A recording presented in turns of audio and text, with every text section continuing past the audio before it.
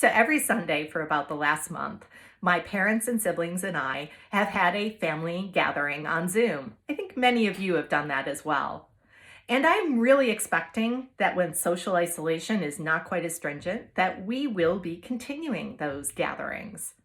But what's particularly silly about that is that my siblings and I have lived in different cities for decades, and it did not require a pandemic for us to have video chats. And so today, now that we're more into this routine of working in a new way, I think it's a really great time to take a step back and ask, what do we want to continue when things begin to open up more? You have many of the practices and policies and work at home practices in place because you had to quickly. But there are some things in there that are working, that are actually helping your productivity, helping your client engagement.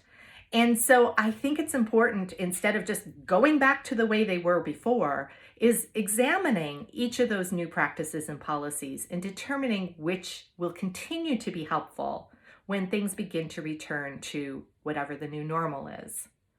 So also keep in mind in those discussions that it is not necessarily true that everyone will experience each of those things the same way. I have talked to people who absolutely love working from home, and I've talked to people that really dislike it.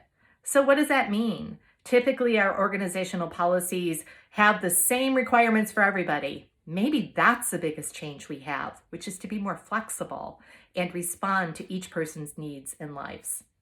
So I'm Mary Beth Deepes from Program Savvy Consulting. One of the things I do with my clients is help to facilitate more difficult conversations. Now, I don't know if this is going to be difficult, but whether it's this or something else, if you could use some help, give me a call.